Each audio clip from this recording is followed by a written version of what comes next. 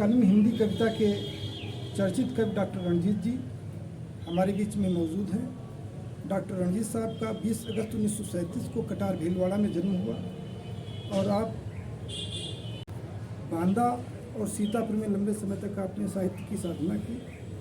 बांदा में 72 में आपके द्वारा एक आयोजन किया गया जिसमें आप और केदार बाबू के द्वारा आयोजन हुआ, जिसमें देश के उस समय के समस्त चर्चित कवि, खासतौर से प्रगतिशील काव्यधारा की कवित्रयी केदार बाबू, त्रिलोचन शास्त्री और नागार्जुन और वामपंथी विचारधारा के अन्य आक्रामक लेखक और कवि धूमिल जैसे तमाम लोग रचनाकार रहे। डॉक्टर साहब किसी परिचय के मोहताज नहीं हैं। आपने दर्जनों संग्रह लिखे हैं। समकालीन हिंदी कविता में आपको खूब जाना और पहचाना जाता है। आपका प्रतिनिधि कविता संकलन अभिशप्त आग, जिसकी खूब चर्चा हुई है, और आपने कई संपादित संकलन भी निकाले हैं। आप कवि भी हैं, लेखक भी हैं, संस्कृत कर्मी भी हैं। आप में विविध आयाम हमको देखने को मिलते हैं। हमारे बीच में डॉक्टर साहब मौजूद हैं। हम आपका सिधौली में न्यूज़ स्पंदन यूट्यूब चैनल की तरफ से हार्दिक स्वागत करते हैं। डॉक्टर साहब, मैं आपकी प्रारंभिक रचना धन्यता के विषय में जानना चाहूँगा।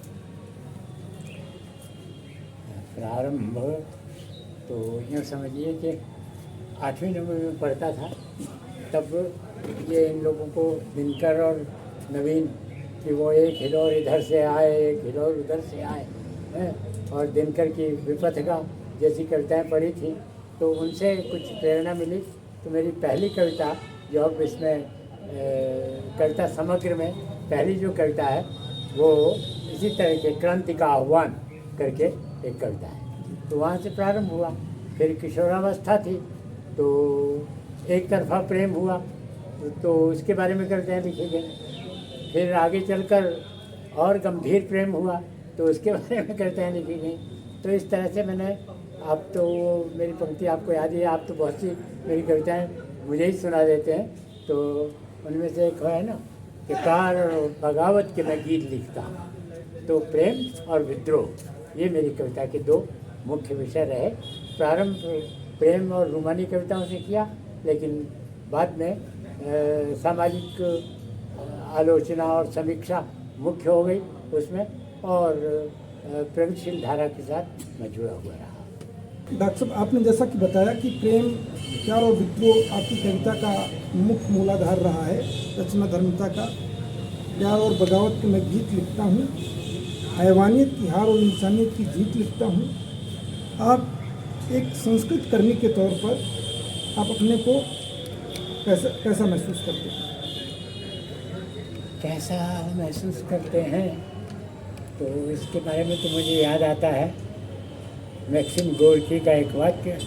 किसी ने पूछा था उनसे कि आप क्यों लिखते हैं, तो उन्होंने कहा कि मैं इसलिए लिखता हूँ कि सोचता हूँ कि जब मैं मरूँ तो ये दुनिया थोड़ी और बेहतर हो जाए, इसलिए लिखता हूँ। तो मैंने भी मन में धारणा तो यही थी कि इस दुनिया को ज़्यादा समरस, ज़्यादा स्वतंत्र, ज़्यादा समृद्ध बनाएं। यही अच्छे कविता या संस्कृति का, किसी भी संस्कृति का यही मुख्य उद्देश्य हो सकता है कि मनुष्य और बेहतर मनुष्य बने। लेकिन यार क्या कहा जाए, अब इन दिनों जो देखते हैं तो अब अपने ही सामने देख रहे हैं कि दुनिया बदतर होती जा रही है। मैं जब जवान था तब इससे बेहतर थी, मैं जब बच्चा था तो और इससे बेहतर थी।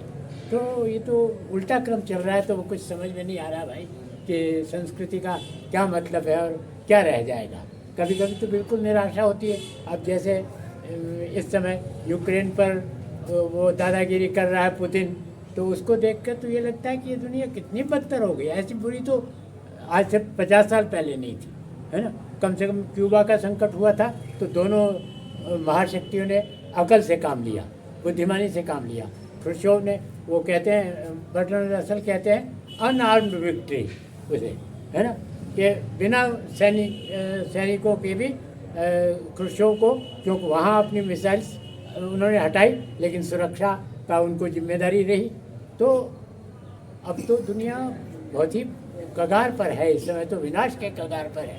तो बेहतर होना और बदतर होना तो दूर की बात है, अब तो बच जाए यही गनीमत है। ऐसा लग रहा है इन दिनों तो कि दुनिया बची रहे। हत्या का षड्यंत्र, इस कविता को लिखने के पीछे आपकी क्या भूमिका रही? जैसा कि आपने भी बताया कि आज हम खतरे के कगार तक पहुंच गए हैं। आपकी एक रचना, एक कविता संकलन है खतरे के कगार तक। उसमें आप फूल तोड़ने की बेचैनी आपको है। उसमें आप लिखते हैं कि फूल तोड़े हैं मैंने पहाड़ों की रटीली ढलानों पर से, कुछ गहरे लाल हरे नीले फूल। ये फूल आपने किनके लिए तोड़े हैं? और ये जो खतरों के ये संसार हत्या का षड्यंत्र रचना है, इसके विषय में ये दोनों के संदर्भ थोड़े थोड़े भिन्न हैं। जो संसार हत्या का षड्यंत्र है वो तो पारमाणविक सर्वनाश के बारे में लिखी गई कविता है, और क्योंकि उस समय भी ऐसा लगता था कि हम निकट हैं, बिल्कुल कभी भी हो सकता है। ये मैंने आपको ध्यान होगा उस कविता में मैंने लिखा कि हंसों के कतार को आप मिसाइलें समझ सकते हैं, और किसी पगलाए हुए राष्ट्राध्यक्ष के बटन दबाने से ये काम शुरू हो सकता है। तो ये पगलाया हुआ राष्ट्राध्यक्ष तो बिल्कुल आपके सामने इस समय है ना। तो वो तो संदर्भ दूसरा था। जहाँ तक खतरे के कगार तक की बात है, वो तो काव्य से संबंध है उसका। उसमें तो मैंने यूँ लिखा कि अकवित्व के खतरे, कवित्व के गड्ढे में गिरने का खतरा है जब आप सीधी सीधी बात करते हैं। पर कभी कभी आपको सीधी बात कहनी पड़ती है ना, बिल्कुल सपाट जिसे कहते हैं है ना, वो बात कहनी पड़ती है। ऐसी परिस्थिति आती है तब आपको ये लगता है कि इसमें कवित्व तो खंडित हो जाएगा, लेकिन होने दो, कोई बात नहीं, मेरी बात तो पहुँचेगी है ना। ये तो वो संदर्भ थोड़ा अलग है, और ये जो खतरा वास्तविक है ये थोड़ा अलग है। डॉक्टर साहब, एक अच्छी रचना लिखने के लिए क्या आवश्यकता आप महसूस करते हैं? एक अच्छी रचना कैसे लिखी जा सकती है? ऐसा कोई सूत्र तो है नहीं। उन्हीं रचनाओं में से जो लिखी जाती है, कोई अच्छी हो जाती है, ज़्यादा प्रभाव हो जाती है, कोई सामान्य हो जाती है ना। तो कोई ऐसा मेरे ख्याल से सूत्र तो नहीं है कि अच्छी रचना कैसे लिखी जाए। आपकी रचनाओं में भाव, विचार, कल्पना, तमाम चीज़ें रहती हैं। तो आप एक संपूर्ण कविता को कैसे लिखते हैं जिसको आप पूरक मान लेते कि हमारी कविता कंप्लीट कविता है? एक संपूर्ण और संश्लिष्ट कविता कैसे बनती है, ये बहुत कुछ स्पष्ट तो नहीं है, पर फिर भी ये कहा जा सकता है कि जिसमें वैचारिकता, भावात्मकता और कल्पना, इन तीनों का संतुलित प्रयोग हो जिसमें है ना। कभी कविता बहुत अधिक वैचारिक हो जाती है और भावात्मक क्षय हो जाता है, उसमें कल्पनाशीलता नहीं रहती, बिल्कुल यथार्थ रह जाता है, तो वो कविता एक आयामी हो जाती है। इसी तरह केवल भावनाशील कविता हो, केवल भावना के वो जो जैसे पंत जी ने लिखा कि वही होगी कविता अनजान है, तो उस तरह से कविता बहने लगे तो वो भी एकांगिता आ जाती है। तो मेरे ख्याल से संतुलित कविता में इन तीनों धातुओं का मेल होना चाहिए, भाव, विचार और कल्पना। इन तीनों का अगर मेल संतुलित होता है तो शायद वो कविता ज़्यादा अच्छी बनती है, ऐसा मुझे लगता है। स्थानीय और देशज कवियों के बीच में भी आपका सीतापुर बांदा में रहना हुआ है। लोक अंचल की कविताओं का क्या भविष्य आपको दिख रहा है? लोक अंचल की कविताओं का भविष्य की कोई बात नहीं, भविष्य तो है ही उनका। वो काव्य की एक सशक्त धारा है, ये भी स्थानीयता को लेकर।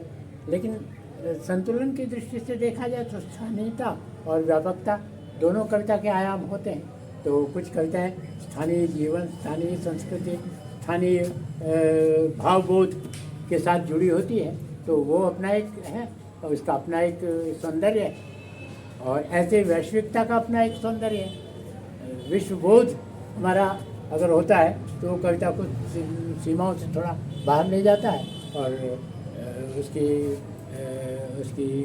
उसकी प्रभावकता और संप्रेषणीयता व्यापक हो जाती है। सर, लोकल से ग्लोबल तक जो कविता है उसमें आप तमाम विशेषकर जो विदेशी रचनाकार रहे हैं उनमें नाजिम हिकमत और पाबल नेरुदा से तमाम लोग प्रभावित रहे हैं और लोगों को पसंद भी करते हैं। तो आज की डेट में आप कौन से ऐसे कवि रचनाकार दिख रहे हैं जिनको गहनता से पढ़ना चाहिए? इधर के समकालीन ऐसे कवियों को पढ़ने का मुझे ज़्यादा अवसर नहीं मिला, सीमित थोड़ा हो गया। लेकिन जो अपने आप में शिखर पुरुष हैं कविता के, जैसे वो अमेरिकन कवि विट्समैन हैं, वो अपनी जगह, वो नाजिम हिकमत अपनी जगह, मायाकोवस्की अपनी जगह और पाब्लो नेरुदा अपनी जगह। तो ये इन कवियों ने तो एक तरह से अपने वो एक झंडे गाड़ रखे हैं जो लगातार लहरा रहे हैं, उनमें कोई कमी नहीं आई, है ना। अक्सर ये जो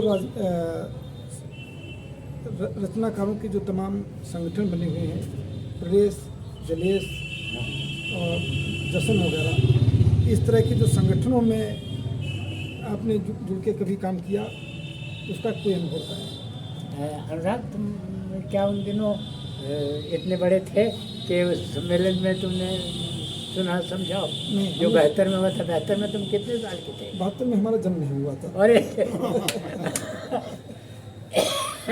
लेकिन मैंने उस 72 के आपकी सम्मेलन के कार्यक्रम वगैरह पढ़े होंगे, पूरी हमने पढ़ी है। और उसमें जो आपका आक्रामक तेवर है उससे हमको हम पूरी तरह से रूबरू हैं।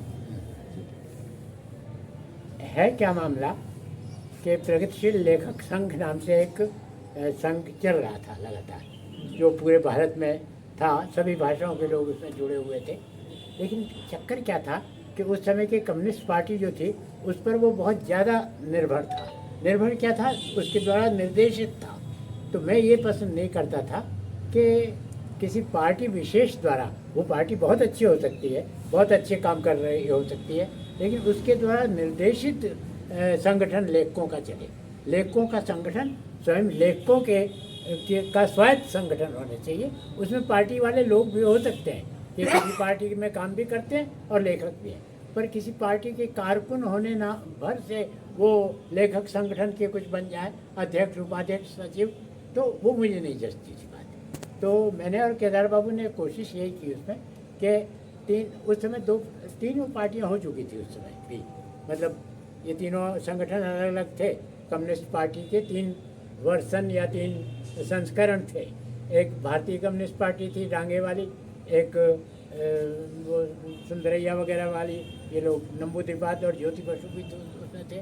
दूसरी पार्टी ये थी CPM, और तीसरी तो 72 के आसपास तीसरी भी आ गई, हाँ, है ना, वो तीसरी नक्सलाइट्स ने अपना एक ग्रुप बनाया। तो मैं ये चाहता था कि सबका एक मिला जुला संगठन हो और उसमें पार्टी बाजों को कोई स्थान नहीं हो। केवल पार्टी के लीडर हैं इसलिए वो बड़े लेखक भी हैं, ऐसी बात नहीं होनी चाहिए। जो लेखक हैं, सही लेखकों का ही वर्चस्व होना चाहिए, ये कोशिश मैंने वहाँ की। लोग बाग अपनी अपनी पार्टी को खींचते रहे और दूसरे के वो करते रहे। वहाँ तुम तो थे नहीं, मुझे बार बार याद आता है कि तुम भी होते तो मज़ा आता देखते उस बात को। वो एक नया लड़का ही था, चंचल चौहान, हाँ, चंचल चौहान उस समय तुम्हारे से और छोटे थे, उसको 25 साल के होंगे। तो वो कुछ अपना क्या नाम है, क्या कहना चाहिए, अतिवाम पंथ का स्टैंड लेके उसने कुछ बोला। तो नाथ गुप्त थे, उसने कहा बेवकूफ़ हो तुम, बिल्कुल बचकानी बात कर रहे हो। तो बचा, तो उन्होंने डांटा इसलिए कि वो गंभीर और कहना चाहिए बुजुर्ग साहित्यकार थे और गंभीरता से बोल रहे थे। तो इस तरह से बातें हुई, तो काफ़ी कई दृश्य आए। उसमें एक वाक्य मुझे अब भी याद आता है धूमिल का। धूमिल कहता है, मैं मार्क्स के साथ हो सकता हूँ पर मार्क्स का रसोईया नहीं बन सकता, है ना। तो इस तरह की बात, मतलब इस तरह की स्वतंत्र चिंतन की बातें उस समय आई थी। डॉक्टर साहब, आपने कविता के तहत तमाम गद्य लेखन किया है और आपको सूबेतलाल नेहरू अवार्ड भी मिला हुआ है। ये अवार्ड किस किताब के लिए मिला है? वो तो मेरा जो थीसिस था, शोध प्रबंध, जी हिंदी की प्रगतिशील कविता, जी सर। उस पर ये अवार्ड मिला मुझे। और उसमें भी उस समय एक बड़े मित्र थे मेरे और साहित्यकार तो थे ही, शिवदान सिंह चौहान। तो मैंने उनसे राय ली, जब मैं लिख रहा था ना तो राय ली बीच बीच में, उनको सुनाया तो उनको बहुत पसंद आ गया था, तो उन्होंने रिकमेंड किया इस कार्य में। सही बात है। सोवियत लैंड पुरस्कार मुझे हिंदी की प्रगतिशील कविता इस पुस्तक पर मिला, जो मेरा शोध प्रबंध था। अभी डॉक्टर साहब आपकी एक नया संकलन देखने को आया है, जिसमें आपने अशोक वाजपेयी पर एक प्रहार करती हुई रचना लिखी है। प्रहार क्या है?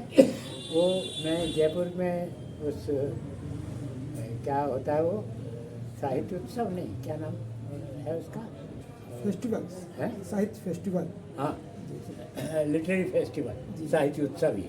है। तो होता था हर जनवरी के प्रथम सप्ताह में वो हुआ करता था, कुछ साल चला, अब तो इधर बंद है। तो उसमें मैं गया तो मैं बैठा था, तो उन्होंने एक कविता सुनाई और कविता अच्छी थी, लेकिन उसमें ये था कि एक जन्म ऐसा भी दो प्रभु जिसमें घुटने न झुकाने पड़े किसी के सामने। ये तो अब वो बड़े कवि हैं, अच्छे सम्मानित कवि और बड़े संस्कृति कर्मी हैं। कवि तो हैं सो हैं, लेकिन उनका महत्व ये है कि उन्होंने म्यूजिक पर, चित्रकला पर खूब काम किया है और इनके लोगों को सम्मान देने का काम भी किया है। तो एक बड़े संस्कृति कर्मी है, मैं उनका सम्मान करता हूँ। वो हालांकि लेफ्टिस्ट नहीं है, लेकिन राइटिस्ट भी नहीं है वो, है ना। जब समय आता है, अब अभिव्यक्ति की स्वतंत्रता का मामला आया, तो शुरू के बोलने वालों लोगों में से वो थे। पुरस्कार लौटाने की बात आई, जब नरेंद्र मोदी की सरकार ने जरा घुटन पैदा की, है ना, तो साहित्यकारों में, तो पुरस्कार लौटाने की बात आई तो उन्होंने अपने पुरस्कार लौटाए और लोगों के साथ। हालांकि ये सिलसिला शुरू तो उन महिला ने किया था जो नेहरू परिवार की सहगल, क्या नाम है उनका, कौन सी सहगल है, नैनतारा सहगल। नैनतारा सहगल, पहला पुरस्कार उन्होंने ही लौटाया था इस बात को लेकर, सरकारी पुरस्कार। तो ये भी एक हिम्मत की बात है। संस्कृति कर्मी के लिए जरूरी है कि जहाँ समझे कि गलत हो रहा है तो वो कहे कि एक गलत हो रहा है। ये नहीं कि अमिताभ बच्चन की तरह सब ठीक पैसा कमा रहे हैं बस और सदी के महानायक बने हुए, है ना। मुझे तो कभी कभी इसको अमिताभ बच्चन के एक्शंस देखता हूँ तो मुझे शर्म महसूस होती है कि यार ये मेरे अच्छे खासे दोस्त का बेटा है, जिसे बच्चन जी से इतना अच्छा संपर्क था और इतनी अच्छी मित्रता थी, तो उनका बेटा ऐसा इस तरह से पतित हुआ है कि बस पैसा ही पैसा चाहिए और कुछ नहीं चाहिए, है, या नाम ही नाम चाहिए। तो वो नैनतारा सहगल ने शुरू किया, उदय प्रकाश ने उसमें योग दिया, तो अशोक वाजपेयी, तो मैं ये कह रहा था कि अशोक वाजपेयी के प्रति मेरे मन में खूब सम्मान है, ये बात नहीं है। और वैसे किस आदमी का ऐसी स्थिति है कि उसके बारे में कोई विवाद ना हो, विवाद तो सभी लोगों के बारे में कुछ न कुछ हो तो चलते ही रहता है। लेकिन उन्होंने जब ये लिखा ना कि एक कविता में बोले कि एक जीवन ऐसा भी मिलना चाहिए जिसमें घुटने न झुकाने पड़े, तो मैंने सोचा कि यार भले आदमी, तुम इतने खासे बड़े संस्कृति कर्मी हो तो तुमको घुटने झुकाने पड़े कहीं, ये तो बुरी बात हुई है। तो मैंने ये लिखा कि बेचारों को बहुत कीमत अदा करनी पड़ी, हैं। तो ये हाँ, अगले जीवन में प्रभु मुझे ऐसा अगला जीवन देना। तो मैंने कहा यार ये काम तो तुम इसी जीवन में कर सकते थे, केवल थोड़ा सा लोभ कम रखते और स्वाभिमान ज़्यादा रखते। स्वाभिमान होता तो घुटने क्यों झुकाते, क्या ज़रूरत थी, उससे तुम्हें क्या मिल जाना था, है ना। तो ये तो तुम्हारे अपने मन की बात है कि तुमने लोभ रहा तुम्हें और स्वाभिमान नहीं रहा, उसका ध्यान नहीं रखा। तो ये थोड़ा सा व्यंग है, बाकी कोई मेरा उनसे विरोध नहीं है कोई। संगठन जो बनाया है उसकी परिकल्पना आपने, जो सामाजिक विसंगतियां हैं, तमाम ऊंच नीच और असमानताएं हैं, उनको लेकर के आपने बनाया है, उसके विषय में कुछ ज़रा विस्तार से बताइए। मानवीय समाज का भाव मेरे मन में यूँ आया कि जैसे हिंदुओं में जो जड़ता थी, पिछड़ापन था, उसको दूर करने के लिए दयानंद ने आर्य समाज बनाया। ऐसे ही बंगाल में जो ये कहना चाहिए सती प्रथा और इस तरह की विधवा विवाह नहीं हो सकता, ऐसी जो जो प्रवृत्तियाँ थी उनके खिलाफ इन लोगों ने, राजा राम मोहन राय और अन्य लोगों ने ब्रह्म समाज बनाया। तो ऐसे मैं सोचता था कि आर्य और ब्रह्म के बजाय एक मानव समाज होना चाहिए, सब मनुष्य बराबर हों, जिसका बोध ये हो। और फिर मैंने सोचा कि मानव समाज शब्द तो जो है वो वैसे भी समाजशास्त्र में प्रयोग किया जाता है पूरी सोसाइटी के लिए, तो मैंने उसे मानवीय समाज कहा।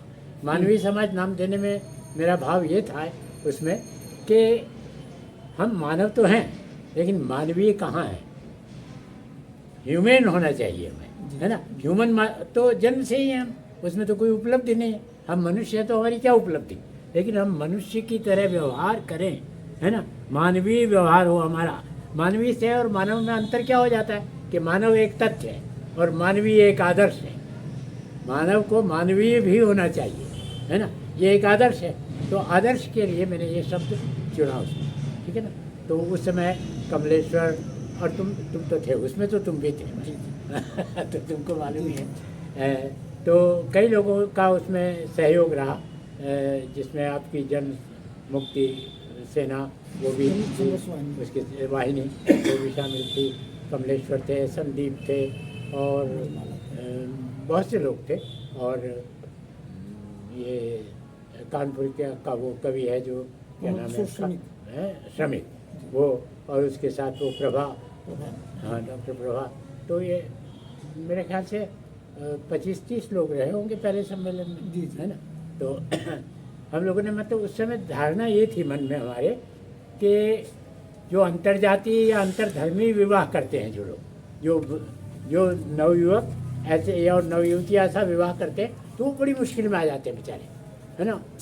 उनका विरोध होता है और उनका उत्पीड़न भी होने लगता है, सामाजिक उत्पीड़न होने लगता है। उनको लोग गालियाँ देने लगते हैं, उनको मारपीट करने लगते हैं और कोई बचाने वाला नहीं।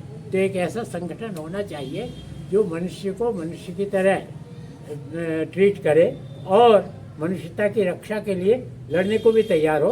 कुछ छोटा मोटा झगड़ा हो तो उसमें भी मतलब अपना एक पक्ष ले सके और ऐसे नवयुवक नवयुवतियों की रक्षा कर सके जिन्होंने अंतर्जातीय या अंतर्धर्मी विवाह किए हो।